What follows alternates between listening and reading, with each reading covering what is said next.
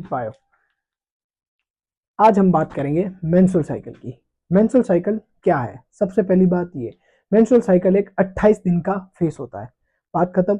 अपन ने menstrual cycle के 1 से लेके 14 तक के दिन सारे पढ़ चुके हैं। अपन को पढ़ना है अब यहाँ से 15 से लेके 28 तक का सफर, कि मेंस्ट्रुअल साइकिल में इन दिनों में क्या क्या चेंजेस लाती है ओवरी में एंड यूट्रस में। तो आइए शुरू। सबसे पहले मैं थोड़ी सी रिकैप करा दूं कि अपन ने क्या क्या पढ़ा था। ठीक है, पहला 1 से लेके 5 दिन, 5 दिन से 5 दिनों में ओवरी में होती है फॉलिकुलर फेस, या फिर उसको अपन कह सकते हैं ग्रोथ फेस। उसके बाद आती है बात यूट्रस की। यूट्रस में 1 से लेके 5 दिनों में होता है मेंस्ट्रुअल फेस, या फिर हम उसको कह सकते हैं ब्लीडिंग फेस। ब्लीडिंग फेस में नाम में ही बता रहा है कि ब्लीडिंग होगी, जिसको हम आम भाषा में पीरियड्स कहते हैं। लड़की की वजाइना से ब्लड बाहर आता है और वो ब्लड की लेयर का नाम है एंडोमेट्रियम लेयर। फिर बात आती है 6 से लेके 13 दिन में। 6 से लेके 13 दिन में ओवरी में चलता है pre ovulatory face. Pre ovulatory face नाम में ही बता रहा है कि ओव्यूलेशन से पहले का टाइम। तो ओव्यूलेशन से पहले का टाइम होता है शुरू में एलएच और एफएसएच ज्यादा होते हैं ब्लड में, जिसकी वजह से फॉलिकुलर ग्रोथ चलती रहती है। प्राइमरी फॉलिकल टर्शियरी फॉलिकल में, प्राइमरी फॉलिकल सेकेंडरी फॉलिकल में कन्वर्ट होता है। लेकिन जब सेकेंडरी फॉलिकल से प्राइमरी फॉलिकल, जैसे ही सेकेंडरी फॉलिकल से टर्शियरी फॉलिकल में कन्वर्ट होता है, तो वो टर्शियरी फॉलिकल क्या करता है, फिर ग्रेनुलोसा सेल होते हैं, वो ग्रेनुलोसा सेल क्या करते हैं, रिलीज करते हैं मॉडरेट लेवल ऑफ एस्ट्रोजन। और आप अगर अपनी कॉफी के पत्ते पलट के देखेंगे और उसको जानेंगे तो आपको पता चलेगा कि मॉडरेट लेवल ऑफ एस्ट्रोजन क्या करता है, एलएच और एफएसएच को कम कर देता है। तो यहाँ पर एलएच और एफएसएच की कहानी हुई समाप्त, वो हो जाते हैं कम। अब उनके कम होने की वजह से फॉलिकुलर ग्रोथ जो होती है, रिक्वायरमेंट ही यही होती है कि एलएच और एफएसएच ज्यादा होनी चाहिए। अगर वो दोनों कम है तो फॉलिकुलर ग्रोथ क्या हो जाती है, अपनी ठप हो जाती है, रुक जाती है। उसके बाद क्या होता है, अचानक से सडनली जो अपना टर्शियरी फॉलिकल है वो किस में कन्वर्ट हो जाता है, ग्राफेन फॉलिकल में। अब वो ग्राफेन फॉलिकल में जैसे ही कन्वर्ट होता है, ग्राफेन फॉलिकल के पास ज्यादा ग्रेनुलोसा सेल होते हैं। हमने आपको पढ़ा भी दिया है, आप अपने नोट्स पलट के देख सकते हैं। ग्रेनुलोसा सेल ज्यादा मात्रा में एस्ट्रोजन रिलीज कर पाता है, और ज्यादा एस्ट्रोजन क्या करता है, कुछ नहीं करता है, वो करता है एलएच और एफएसएच को बढ़ा देता है। तो 13वें दिन पीक लेवल ऑफ एलएच और एफएसएच होता है, और एलएच बहुत ज्यादा होता है।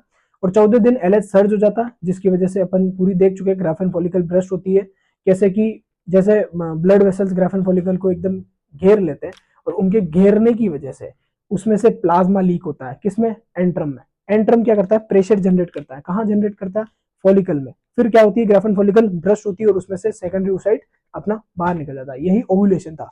तो अब अपन बात करेंगे उसके आगे वाले फेज की, मेंस्ट्रुअल साइकिल। अब इसका आगे वाला जो फेस है वो है, बीच में लाइन खींच देते हैं अपन, यहाँ लिखेंगे अपन ओवरी,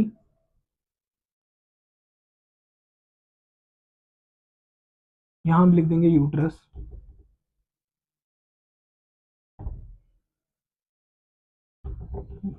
ठीक है, अब दिन की बात करते हैं। 15 से 28th डे कौन सा फेस होता है ओवरी के अंदर। ओवरी में 15 से लेके 28 दिन में फेस में होता है लूटियल फेस। कौन सा फेस होता है, लूटियल फेस। और इधर बात करेंगे अपन 15 से लेके 28 दिन, इधर अपना फेस होता है सिक्रेटरी फेस। सिक्रेटरी फेस, बिल्कुल आराम आराम से चलेंगे। Luteal face. अब एक बात थी, देखो क्या है, लूटियल फेस में क्या होता है, 15 से 28 दिन एलएच जैसे कि ज्यादा ही था, क्योंकि ग्राफेन फॉलिकल अभी ब्रेस्ट हुई है, तो एलएच बॉडी में ज्यादा ही था, बात खत्म। अब उसके ज्यादा होने से क्या होता है, अपना जो ग्राफेन फॉलिकल है वो कन्वर्ट होता है कॉर्पस लूटियम में। किसमें कन्वर्ट होता है, कॉर्पस लूटियम।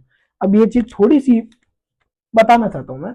ये अपनी ओवरी थी, अपने फॉलिकुलर ग्रोथ पूरी पड़ी थी। ये अपनी क्या है, ओवरी।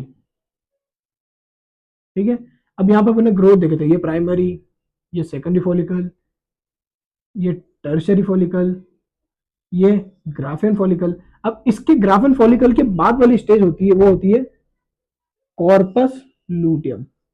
क्या है, कॉर्पस लूटियम। कॉर्पस लूटियम क्या होता है, एलएच जब हाई होता है बॉडी में एलएच तो हाई है, अभी ग्राफेन फॉलिकल ब्रस्ट हुई है, ओवुलेशन हुआ है, तो एलएच हाई ही रहता है। उस एलएच हाई होने की वजह से ये ग्राफेन रप्चर, ग्राफेन फॉलिकल रप्चर का मतलब होता है थोड़ा सा टूटा हुआ, वो किस में कन्वर्ट हो जाता है, वो कॉर्पस ल्यूटियम में कन्वर्ट हो जाता है। अब क्या होता है, ये कॉर्पस ल्यूटियम क्या करता है, प्रोजेस्टेरोन रिलीज करता है। अब मैं एक सवाल पूछना चाहता हूं, अगर आपने शुरू से लेके यहां तक के लेक्चर्स देखे, नोट्स बनाए, उनको रिवाइज किया, तो ये आपके लिए हलवा सवाल है। और अगर ये सवाल का उत्तर आपको मालूम है, इसका आंसर अगर आपको आ रहा है, तो ऐसा समझ लीजिए आप बहुत ही सही ले में चल रहे हो, एक आप अच्छे स्टूडेंट हो। सवाल ये है मेरा, कॉर्पस ल्यूटियम प्रोजेस्टेरोन रिलीज क्यों करता है, प्रोजेस्टेरोन की अब कहां जरूरत है। अगर इस सवाल का उत्तर आपको मालूम है, थोड़ा सा वीडियो रोकिए और सोचिए ऐसा क्यों हो रहा है। अगर आपको इसका उत्तर आता है, इसका आंसर पता है, क्वेश्चन फिर से सुन लेना। ओवुलेशन हुआ, ठीक है, यहां से क्या हुई, अपनी ये ब्रेक डाउन हो गई, ग्राफेन फॉलिकल टूटी। अब मैं मेंशन नहीं कर रहा हूं बार बार, अपन सब जानते हैं। यहां से ये क्या है, इसको मेंशन कर देता हूं, 2 डिग्री मतलब सेकेंडरी oocyte।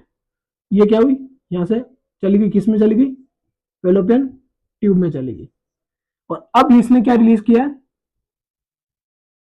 ऊपर लिख देता हूं, कॉर्पस ल्यूटियम बन गया, और उसके बाद कॉर्पस ल्यूटियम क्या रिलीज करता है, प्रोजेस प्रोजेस्टेरोन हार्मोन। ये तुम्हारे नोट्स में भी लिखा हुआ है, प्रोजेक्ट। पहले ये सोचो प्रोजेस्टेरोन हार्मोन का वर्क क्या है, किसी को वर्क भी मालूम है ना कि प्रोजेस्टेरोन हार्मोन करता क्या, तो वो इजीली इसका आंसर बता देगा। चलो छोड़ो, अब मेरे को क्वेश्चन में फिर से रिपीट कर रहा हूं, corpus luteum progesterone hormone release करता है, मान लिया करता है, क्यों करता है, प्रोजेस्टेरोन की अब बॉडी में जरूरत क्या है, मेरे को ये बता दो। पहले आप वीडियो रोकिए, इसका आंसर सोचिए, अगर आपको आता है वेल एंड गुड, नहीं तो मैं अब इसका आंसर मैं बता रहा हूं। प्रोजेस्टेरोन क्या था, प्रोजेस्टेरोन था अपना यूट्रस को क्वाइट रखने वाला हार्मोन। और यूट्रस को क्वाइट क्यों रखनी है, अपन ने इसमें पढ़ा सिक्रेटरी फेज, इसमें कुछ नहीं होता, इसमें यही होता है कि सिक्रेशन होते हैं दूसरे जो बनते जाते हैं, मतलब यूट्रस की जो एंडोमेट्रियम लेयर है उसको परफेक्ट करेंगे, तो ये वाला फेस है, इसमें अपन कुछ भी नहीं लिखेंगे, बस ये लिख दिया सिक्रेटरी फेस, खत्म। ना एग्जाम में आता है ना कोई बात है।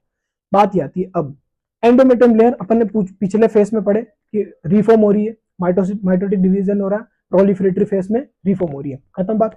अब वो क्या है, वो बन चुकी है। अब उसमें क्या होगा, यहां से जो सेकेंडरी oocyte गया, कहां गया, फेलोपियन ट्यूब में। अगर सेक्सुअल इंटरकोर्स परफॉर्म होता है और वो स्पर्म उस सेकेंडरी oocyte से मिलते हैं, अगर वो मिलते हैं तो क्या होगा, फर्टिलाइजेशन हो गया, फर्टिलाइजेशन, एम्ब्रियो बनेगा, तो एम्ब्रियो क्या होगा, इम्प्लांट होगा। इम्प्लांट कहां होता है, एंडोमेट्रियम लेयर में। अगर उसको एंडोमेट्रियम लेयर में इम्प्लांट होना है, तो यूट्रस को क्या चीज रखना पड़ेगा अपन को, कीप क्वाइट।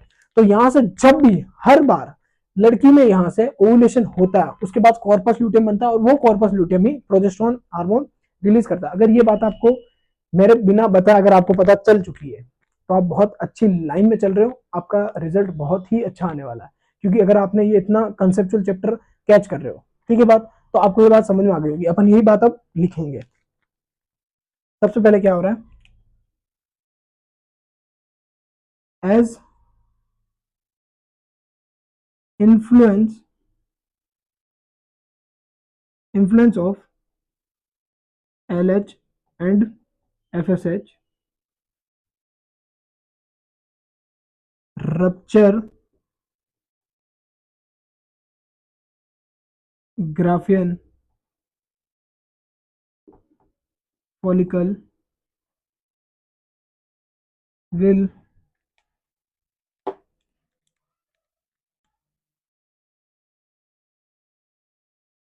convert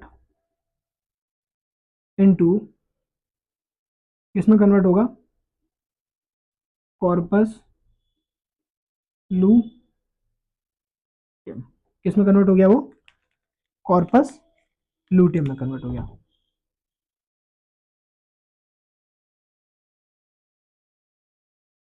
ठीक है, अब मैं वहां पे लिखता हूं,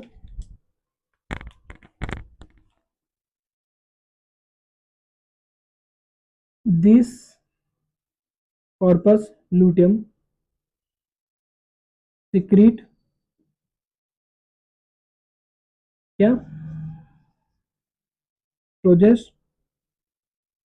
प्रोजेस्ट्रोन। और वापस से थोड़ा सा कंसेप्चुअल आना पड़ेगा। अपन ने शुरू में क्या पढ़ा था? मॉडरेट लेवल ऑफ, लिख ही देता हूं बाई चांस कोई बच्चा नहीं समझ पा रहा होगा तो थोड़ा छोटा लिखूंगा। मॉडरेट, बोल रहा हूं मुझसे वो सुन लो, मॉडरेट लेवल ऑफ ईस्ट्रोजन। ये एलएच और एफएसएच को क्या करते हैं? कब? High oestrogen. फिर से बता रहा हूं, ये चीज क्या करता है? एलएच और एफएसएच को इंक्रीज। और हाई प्रोजेस्टेरोन क्या करता है? एलएच और एफएसएच को डिक्रीज। ठीक है, किसको नहीं मालूम था तो यहां से देख लो। अब बात क्या आती है, पॉइंट है, इंपॉर्टेंट है, इधर लिख रहा हूं मैं। LH is required to maintain corpus luteum। अब ये बहुत ही ज्यादा कंट्रोवर्शियल बात लिख दी है मैंने। एक तरफ आप कह रहे हो, नहीं नहीं सर, एक तरफ आप ये कह रहे हो कि कॉर्पस लुटियम क्या बना रहा है? प्रोजेस्टेरोन, जो कि अगर प्रोजेस्टेरोन की मात्रा अगर ज्यादा हो जाती है ब्लड में तो फिर ये एलएच को कम करता है। प्रोजेस्टेरोन अगर बढ़ता है, high level of progesterone will decrease the LH का लेवल। तो और उधर से ये कह रहे हो कॉर्पस लुटियम बना ही प्रोजेस्टेरोन रहा है, और इधर कह रहे हो कि LH is required to maintain corpus luteum. Maintain का मतलब है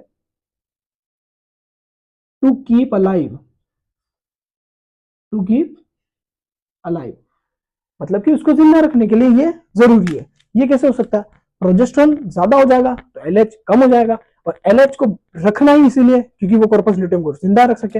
अब ये होता क्या देखना। अब आएंगे दो कंडीशन, इधर कुछ भी नहीं लिखना, बस यही है सिक्रेटरी फेस है, ये इतना सा लिख लो, ये सिक्रेटरी फेस होता है। इसमें ये बस खाली अपनी लाइंस को एंडोमेट्रियम लाइंस को और ज्यादा प्रिपेयर करेगा कि बाई चांस ये जो साइड निकला है ना, वो क्या पता फर्टिलाइज हो जाए तो एंडोमेट्रियम लेयर चाहिए होती है। तो फटाफट से मैं इधर का मिठा रहा हूँ, फटाफट से ये नोट कर लेना आप एक बार, ऐसा वैसा नोट करो, उसके बाद मैं बता रहा हूँ क्या नोट करना है। कर लिया? ठीक है, मैं मिटाऊंगा।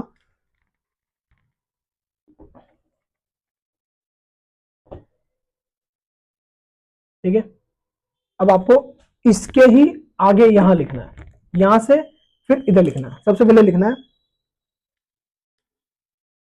केस 1। ठीक है, केस 1, केस 1 लिखेंगे अपन। If fertilisation do not take place, अगर फर्टिलाइजेशन नहीं होती है तो क्या होता है? देखना क्या होगा। फर्टिलाइजेशन नहीं हुई, ठीक है, नॉर्मल सब चल रहा है, तो नॉर्मल में क्या होगा? प्रोजेस्टेरोन लेवल हाई हो जाएगा, कॉर्पस ल्यूटियम प्रोजेस्टेरोन बनाता है, हाई हो जाएगा, हाई हो जाने की वजह से एलएच कम हो जाएगा, एलएच कम हो जाएगा तो यही प्रोजेस्टेरोन क्या, यही जो कॉर्पस ल्यूटियम है ये डीजेनरेट हो जाएगा, मतलब अब इसकी कोई नीड नहीं है, डीजेनरेट हो जाएगा, और ये डीजेनरेट होकर कॉर्पस एल्बिकन्स में कन्वर्ट हो जाता है। बस ये सी बात अब लिखने जा रहा हूं मैं। If fertilisation does not take place, ठीक है, ग्राफियन फॉलिकल, जीएफ लिख रहा हूं उसको, जो कि तुम्हारी नहीं है, Graafian follicle will converts into corpus luteum, corpus luteum। ठीक है, दिस कॉर्पस ल्यूटियम क्या करता है? प्रोजेस्टेरोन, प्रोजेस्टेरोन इंक्रीज करता है। ठीक है, और LH is required to maintain this corpus luteum. अब क्या होता है? दिस प्रोजेस्टेरोन, यही लिख रहा हूं, दिस प्रोजेस्टेरोन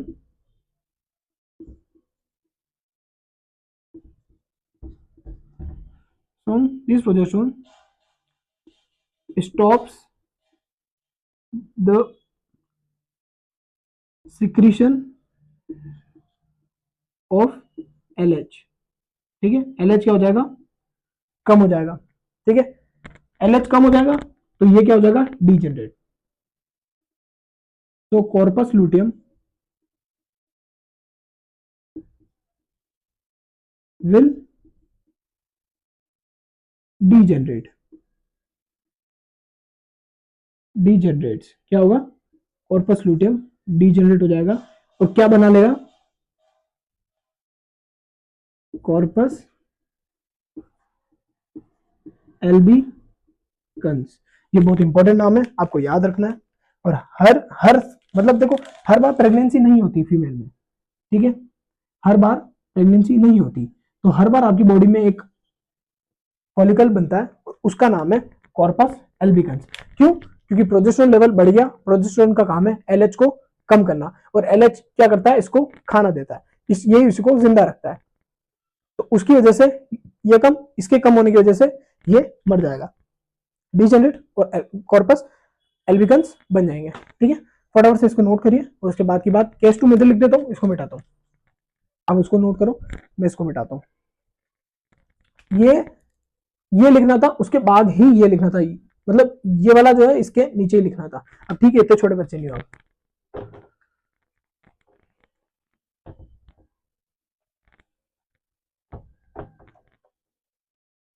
ठीक है, ओवरी के अंदर ही चल रहा है सब, मतलब ओवरी में नहीं है, अब तो ये अलग ही केस हो गया, क्योंकि बाहर होता है ना, फर्टिलाइजेशन बाहर होती है लगभग, तो कॉर्पस एल्बिकन्स ही बन रहा है ना ओवरी के अंदर ही। ठीक है, case two, if fertilisation take place, क्या आएगा, if fertilization takes place. Normal सी बात है, अगर फर्टिलाइजेशन हो जाती है तो क्या होता है, कॉर्पस एल्बिकन्स तो फिर भी है, प्रोजेस्टेरोन वो फिर भी रिलीज कर ही रहा, एलएच फिर भी कम हो गई, लेकिन क्या होगा, उधर जब फर्टिलाइजेशन हो जाती है, जो सेकेंडरी ओसाइट निकल गया था, उसने अगर उधर स्पर्म के साथ मिलकर फर्टिलाइजेशन गुलू गुलू गुलू कर लिया, तो वो क्या बन जाते हैं, वो दोनों मिलकर एक कपल बन जाते हैं। कपल बन जाते हैं मतलब कि एक वो क्या बनेंगे, एम्ब्रियो। एम्ब्रियो, और एम्ब्रियो का क्या करता है, एक एचसीजी करके एक हार्मोन होता है, उसको रिलीज करता है, और वो हार्मोन एलएच की तरह ही काम करता है और कॉर्पस ल्यूटेम को जिंदा रखता है। आई होप इट्स क्लियर। अब अपन आगे बढ़ेंगे और इसी बात को लिख देंगे, कॉर्पस लूटियम। ठीक है, प्रोजेस्टेरोन हाई। ठीक है, तो इधर लिख रहा हूं, सो एल एच लो। ठीक है, ये इसको जिंदा रखता था, तो ये मर जाना चाहिए, लेकिन ये मरेगा नहीं। क्यों नहीं मरेगा, तुम ब्रेकअप करते हो तो सामने वाला मर जाता है क्या, नहीं, वो किसी और को पकड़ लेता है। वो जैसे किसी और को पकड़ता है, तो कॉर्पस लूटियम भी क्या करेगा, एलएच के मरने पे मरेगा नहीं, ये भी किसी और को पकड़ लेगा, और उसका नाम है एम्ब्रियो। ठीक है, अब क्या हुआ, फेलोपियन ट्यूब में, in fallopian tube fertilization takes places, so embryo is form. अब ये एम्ब्रियो क्या करता है, एम्ब्रियो रिलीज एचसीजी हार्मोन। आज का लेक्चर बहुत ज्यादा कंसेप्चुअल है। रिलीज या सीक्रेट, कुछ भी कहो, H C G hormone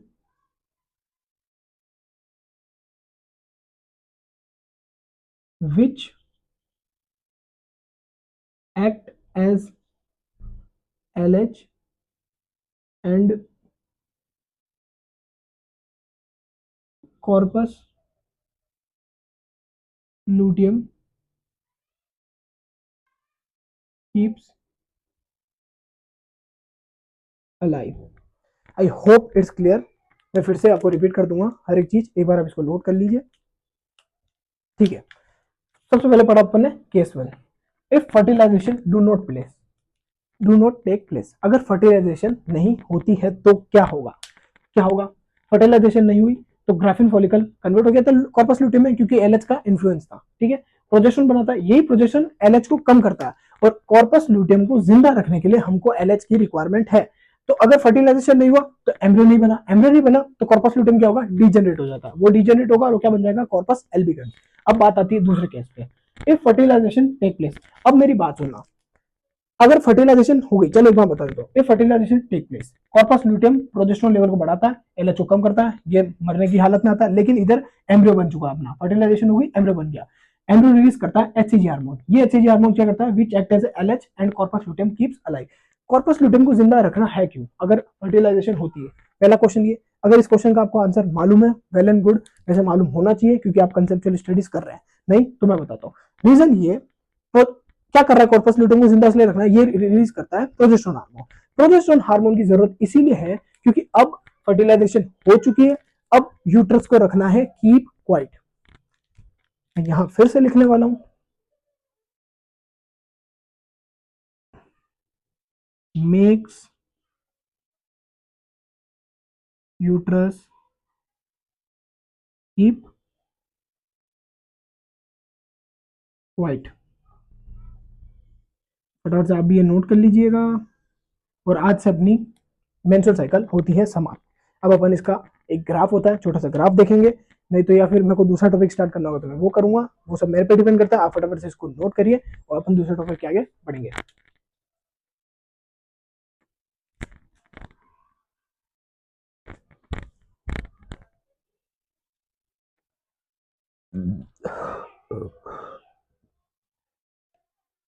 next topic है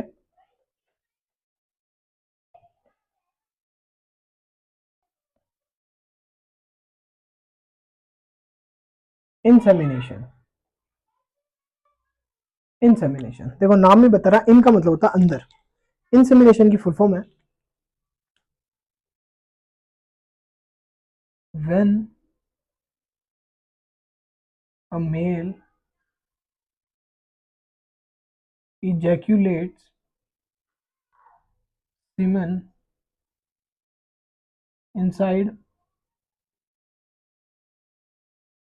female reproductive tract, this process is called as insemination। अब इंसेमिनेशन में कुछ छोटी छोटी चीजें, जैसे मैं थोड़ा सा एक डायग्राम में आपको दिखाना चाहता हूँ, ज्यादा समझ में आता है बच्चों को डायग्राम से कि कैसे इंसेमिनेशन होता है।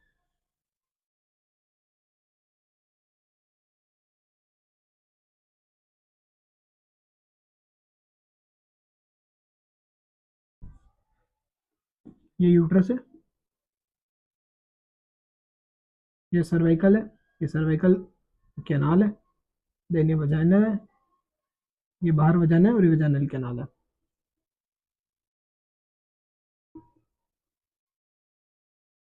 Cervical canal, this is vaginal canal, ठीक है, आई होप इट्स क्लियर। जब मेल यहां पर स्पर्म क्या करेगा, रिलीज,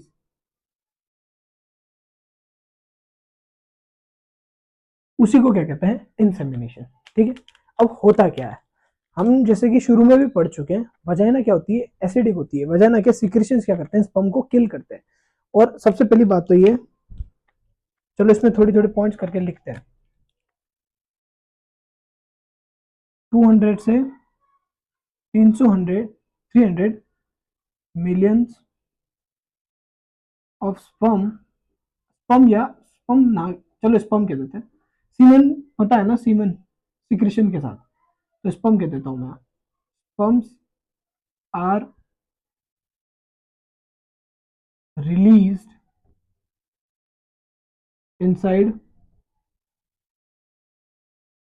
फीमेल रिप्रोडक्टिव ट्रैक्ट, ठीक है। अब होता क्या है, उसने रिलीज तो कर दिया, अब उसके सिक्रेशंस क्या करते हैं, किल करते हैं, तो क्या है, only 2 million of sperm are reached at, कहाँ पहुंचेंगे, reached at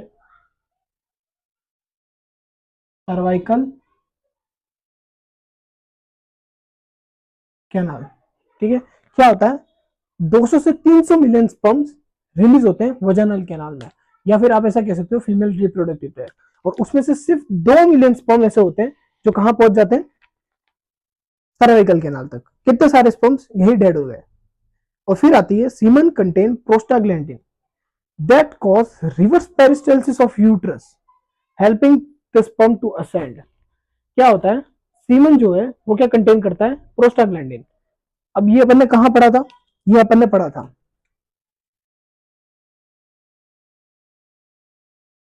semen contain,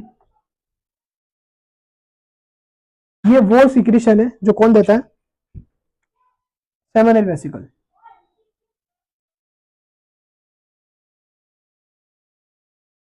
prostaglandin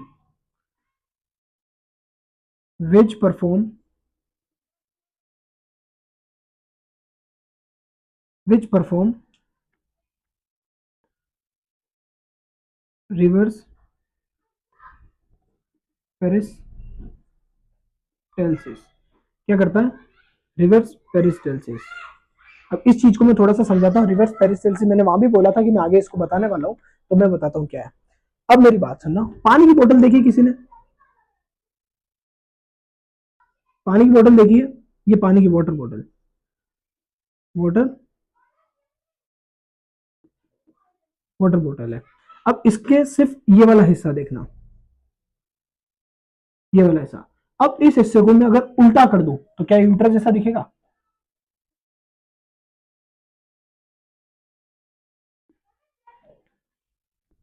सिर्फ इसका यहाँ तक का हिस्सा देखो, और इसको अगर मैं उल्टा कर दूं तो ये यूट्रस जैसा है कि नहीं है। अगर मैं यहाँ से इसके ऐसे बना दूं, तो अब मेरी बात सुनो, अगर अपन वाटर बॉटल को ऐसे यहां से प्रेस करते हैं तो पानी का जाता है ऊपर, पानी का जाता है ऐसे ऊपर जाता है। अगर लेकिन ये होती है पेरिस्टल्सिस, पेरिस्टल्सिस। अगर अब रिवर्स पेरिस्टल्सिस की बात है, तो अगर मैं, ये पूरी बोतल है ऐसा समझो, ऐसा समझो ऐसे बोतल है, अगर मैं नीचे से ऐसे दबा रहा हूं, ऊपर से, आई एम सॉरी, अगर मैं यहां से इसको प्रेस करूं इधर से और इधर से, तो पानी का जाएगा नीचे जाएगा, ये है पेरिस्टल्सिस। और अगर मैं इसको यहीं से दबाऊ नहीं, अगर यही कुछ अपना कोई एक्शन लगा के ऐसे अगर नीचे की चीज को अगर ऊपर खींचे, यहां से मान लो ये पानी है, अगर इस पानी को ये ऊपर खींचे तो इसी को कहते हैं रिवर्स पेरिस्टल्सिस।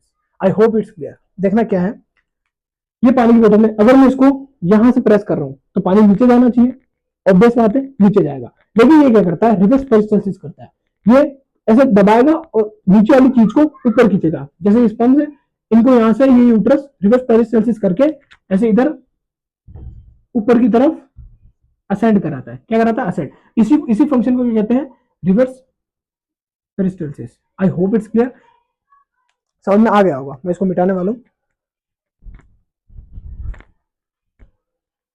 इसकी जरूरत नहीं है, आप समझ चुके होंगे रिवर्स पेरिस्टल्सिस है क्या। एक बोतल की तरह है, यूट्रस उसको अपने इधर खींचता है, उसी को रिवर्स पेरिस्टल्सिस कहते हैं। ठीक है, next, semen content prostaglandin which perform reverse peristalsis to ascend, help to ascend sperm, sperm नहीं कहे, सीमन कहते थे अपन। ठीक है, समझ में आ गया होगा, ये बहुत ही इजी है, ऐसे साथ साथ चलते जाएंगे समझ में आएगा। फिर क्या होता है, ओनली 200 sperms are reached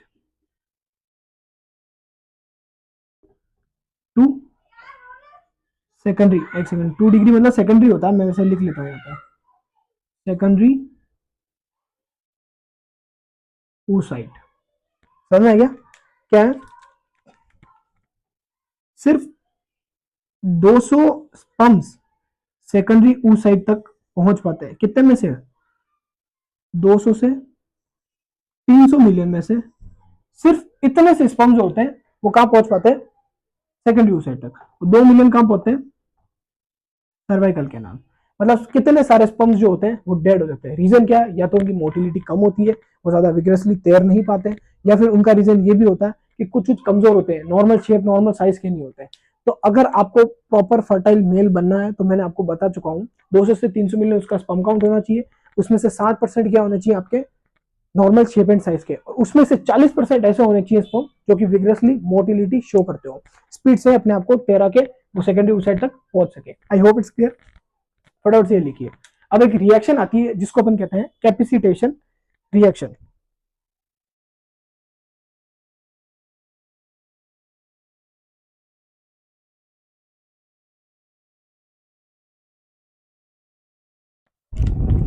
क्या आती है? एक रिएक्शन आती है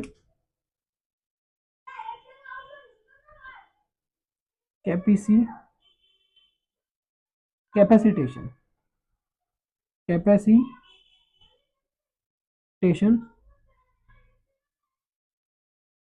रिएक्शन। अब क्या होता है इसमें? क्या होता है मैं बताता हूं। जब स्पर्म फीमेल रिप्रोडक्टिव ट्रैक में असेंड कर रहा होता है तो फीमेल रिप्रोडक्टिव ट्रैक के बहुत सारे सिक्रीशंस होते हैं, वो स्पर्म के हेड पे आके लगते हैं और उसकी प्लाज्मा मेम्ब्रेन को ब्रेक करते हैं। अब मेरी बात सुनना, अगर स्पर्म का जो डायग्राम था अपन ने देखा था, ये क्या है? एक ह्यूमन स्पर्म का डायग्राम है, ठीक है। इसके हेड पे क्या होता है?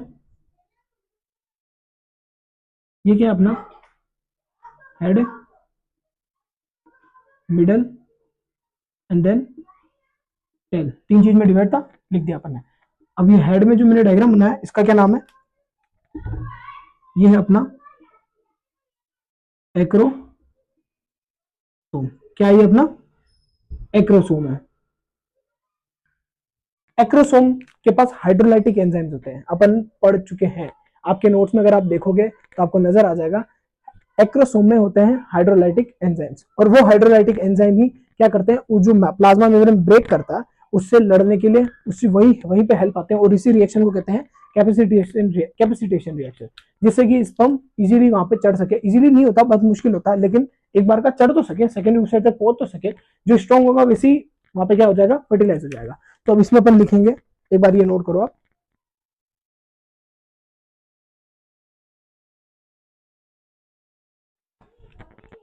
Hello hello hello. तो आज वो डेफिनेशन लिखते हैं कैपेसिटेशन की। व्हेन अ, थोड़ा पास हो गया, when a sperm ascends in female reproductive tract,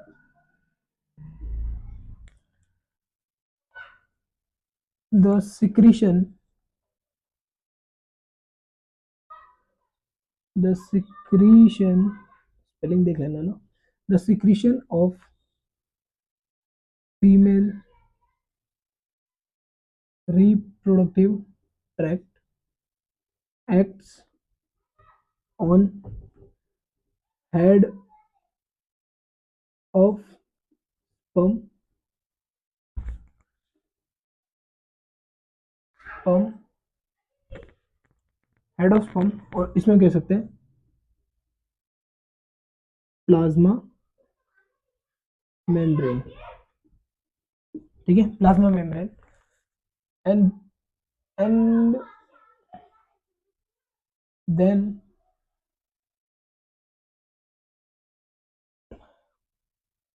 head of sperm, या फिर अपन कह सकते हैं प्लाज्मा मेम्ब्रेन ऑफ स्पर्म, या फिर plasma membrane of sperm lose क्या लूज करेगी वो? लूज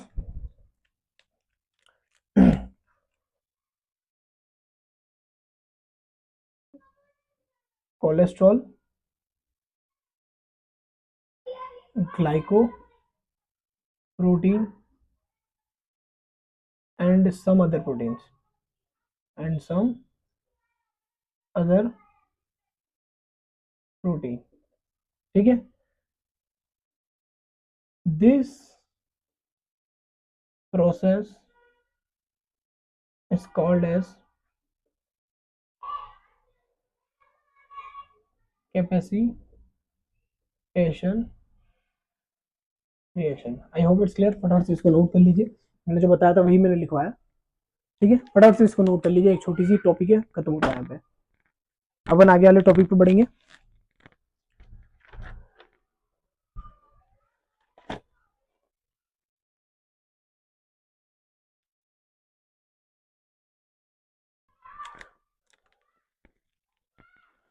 देखो एक चीज और है, अब ये कैपेसिटेशन जो रिएक्शन है ना, इसमें एक चीज और लिखनी है बस, ये देखने का था पूरा हो गया नहीं हो गया, एक चीज बाकी है।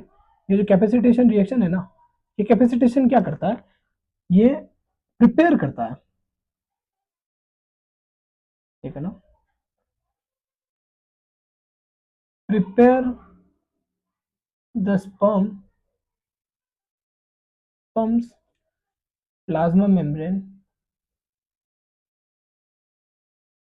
स्पर्म की प्लाज्मा मेम्ब्रेन को प्रिपेयर करता है फॉर, किसके लिए, फर्टिलाइजिंग,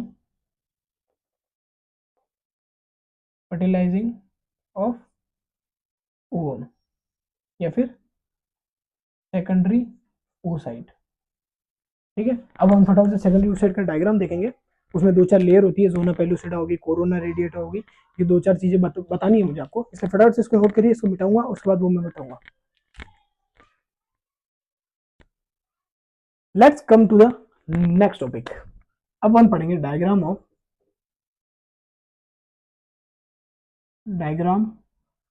ऑफ सेकेंडरी oocyte। किसका डायग्राम है? सेकेंडरी oocyte का डायग्राम पढ़ेंगे, फटाफट से देख लेते हैं, क्योंकि रीजन ये अब इसी की काम पड़ेगी। ये अपना क्या छोटू सा न्यूक्लियस, ठीक है, इसके बाद एक लेयर होती है, मार्कर चाहिए, इसके बाद एक लेयर होती है, इसको हम कहते हैं जोना पेलुसिडा। क्या नाम है इसका? Zona pellucida. और ये है जो बीच बीच में गैप लेके होती है, इसको अपन कहते हैं कोरोना रेडिएटा। ये क्यों बता रहा हूं? देखो conceptual studies, believe in conceptual studies, क्योंकि इन सब लेयर्स का एक फंक्शन है। क्या रिंग खत्म होगी इससे तो, पर अच्छे से समझ में आएगा, कोई बात नहीं, होने दो, खत्म होती तो।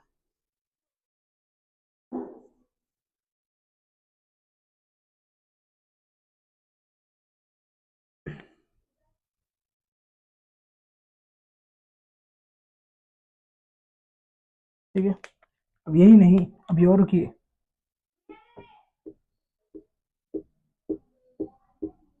ये क्या बना रहा हूँ, सबर रखो सबर। ठीक है, ये क्या है अपना secondary oocyte। Now time to label. ठीक है, सबसे बाहर वाली क्या थी? Corona radiata. ठीक है, इसके अंदर वाली क्या थी, most important layer, zona pellucida. ठीक है, ये अपना न्यूक्लियस छोटू सा, ये अपनी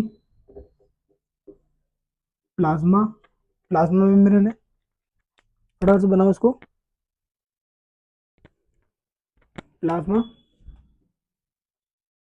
मेम्ब्रेन और ये जो छोटे छोटे रेड रेड डॉट बना है ये है कोर्टिकल ग्रेन्यूल। क्या है? Cortical granule. ये अपने सेकेंडरी oocyte का डायग्राम है, फटाफट से इसको बना दो, देन नेक्स्ट टॉपिक पे बढ़ेंगे अपन। ठीक है,